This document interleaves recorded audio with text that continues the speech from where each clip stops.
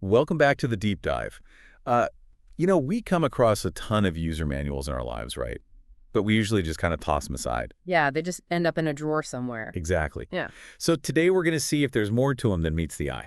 Okay, I like it. What kind of manual are we talking? We're diving into excerpts from the manual for the Waldorf MicroQ synthesizer. The MicroQ.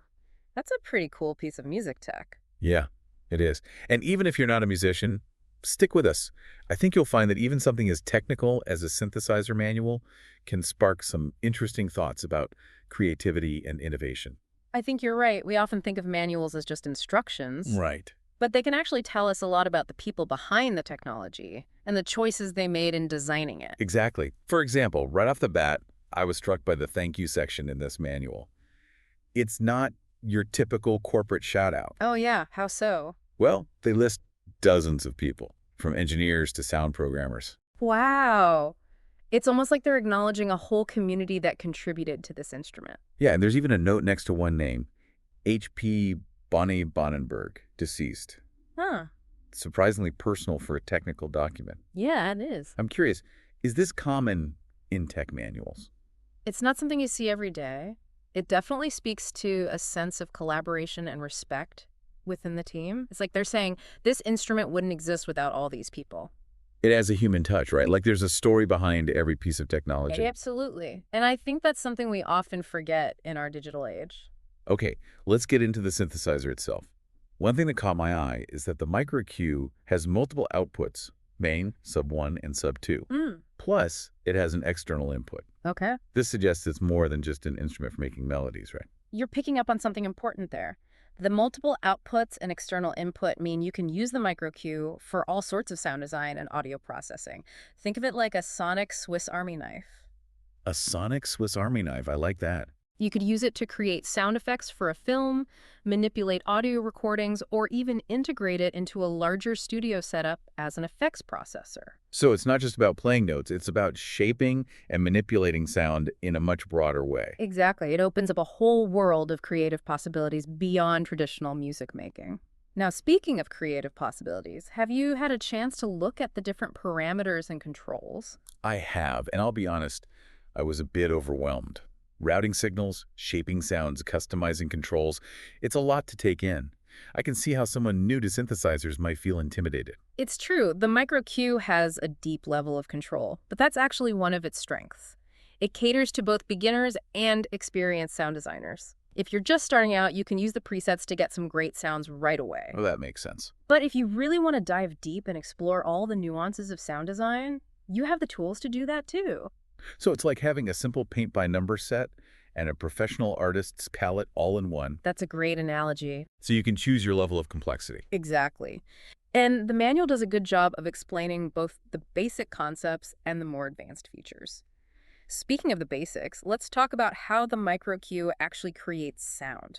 All right, let's get into it. I noticed the manual mentions these things called oscillator waveforms. Sine, sawtooth, triangle, pulse. They had these strange, jagged shapes. Right. What are those all about? Those waveforms are the building blocks of sound on a synthesizer.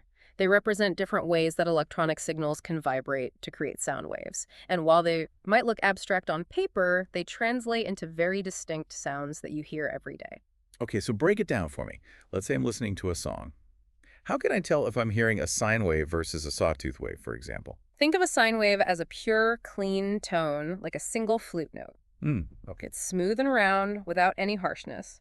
A sawtooth wave, on the other hand, has a brighter, buzzy quality, almost like a bowed string instrument or a distorted electric guitar. That makes sense. So these different waveforms are like different sonic textures that you can then combine and manipulate. Precisely. And by combining different waveforms and adjusting their properties, you can create an incredible range of sounds, from the gentle to the aggressive, the subtle to the bold. Okay, so we've got these basic waveforms, Yeah. but then the manual also mentions something called a comb filter. Right. They describe it as a tool for physical modeling, which sounds like it's trying to mimic real instruments, Uh-huh. but then they sort of downplay that aspect. I'm a little confused. That's a keen observation. The comb filter is interesting because it bridges two different approaches to synthesizer design. You have the classic method of building sounds from scratch, using oscillators and filters, which is called subtractive synthesis. But then you have this newer approach called physical modeling, which tries to mathematically recreate the way actual instruments produce sound. So the comb filter can do both. It can dabble in physical modeling, yes, but the MicroQ isn't really built for that. Its strength lies in subtractive synthesis, where you shape and sculpt sound using filters. Think of it like a sculptor starting with a block of marble and chipping away until they reveal the form within. Okay, that makes more sense. So the comb filters is a cool feature, but not the main focus of the MicroQ. What really jumped out at me were all the features for controlling expression. Things like velocity curves, key tracking, and aftertouch. They seem designed to give the player more nuance, almost like they're trying to make a digital instrument feel more human. You're right on the mark. These features are all about capturing the subtle ways a musician interacts with an instrument. Think about a pianist playing a key softly versus striking it forcefully. The volume and tone change. Velocity curves let you replicate that dynamic range on a synthesizer. And what about key tracking and aftertouch? Those sound even more complex. Key tracking ensures that the filter responds naturally to the notes you play. Higher notes might have a brighter sound, for example, just like on a real piano. And aftertouch, that's like adding vibrato or bending a note by pressing down on a key after you've played it. It's all about adding those expressive details that make the music come alive. It's fascinating how they're trying to bridge that gap between the precision of digital technology and the organic feel of a traditional instrument. It's a constant evolution, isn't it? As technology advances, we find new ways to make electronic instruments more expressive and responsive to the human touch. Get ready for this. I stumbled across something totally unexpected in the manual. 5.1 surround sound. Wow. I did not see that coming from a synthesizer. It is surprising, right? But it makes sense when you think about how music production has evolved. We're not just listening to music in stereo anymore. Surround sound creates an immersive, three-dimensional experience, and it's becoming increasingly important in music production, especially in genres like ambient or electronic music, where soundscapes are key. So the MicroQ isn't just creating sounds, it's helping you place those sounds in a 3D space. That's one way to think about it. The MicroQ's delay and effects can be used to create these spacious, multidimensional textures that really wrap around the listener. It's a powerful tool for sound designers who want to create immersive audio experiences. All right, last but not least, I have to ask about this random sound feature.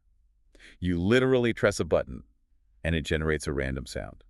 That seems kind of ironic for a machine that's all about precision and control, don't you think? It might seem counterintuitive, but I think it speaks to a deeper truth about creativity. Sometimes the most interesting ideas come from unexpected places. That element of chance can be incredibly liberating for a sound designer. So it's like a built-in brainstorming tool. You hit to create a block, you press the random sound button, and boom, Yeah. you've got a starting point for something new. Exactly. It pushes you outside your comfort zone, beyond your preconceived notions of what a sound should be. It's a reminder that experimentation and play are essential ingredients in the creative process. It's like the synthesizer saying, hey, here's some inspiration, now go make something amazing. Exactly. And who knows? That random sound could spark an idea for a whole new song or a cool sound effect for a video game or something. Yeah. You know, it's really amazing how much we've uncovered just by looking at a few pages from this synthesizer manual. I know, right? It makes you wonder what other hidden gems are tucked away in all those other manuals we usually just ignore. Absolutely. I think it's a good reminder that curiosity and a willingness to explore can lead to some pretty unexpected insights, even in the most, mundane places. Yeah. It's like we've been trained to think of manuals as purely functional. But they can actually be these like little windows into creativity and innovation and the human stories behind technology. Yeah. What if we started looking at all user manuals with that lens? Right? Imagine the things we might discover. So to our listeners, we leave you with this challenge. The next time you come across a user manual, don't just toss it aside. Take a moment to flip through it, maybe even read a few sections. You might be surprised by what you find. Who knows, it might just spark your next great idea. That's it for this deep dive. Thanks for joining us.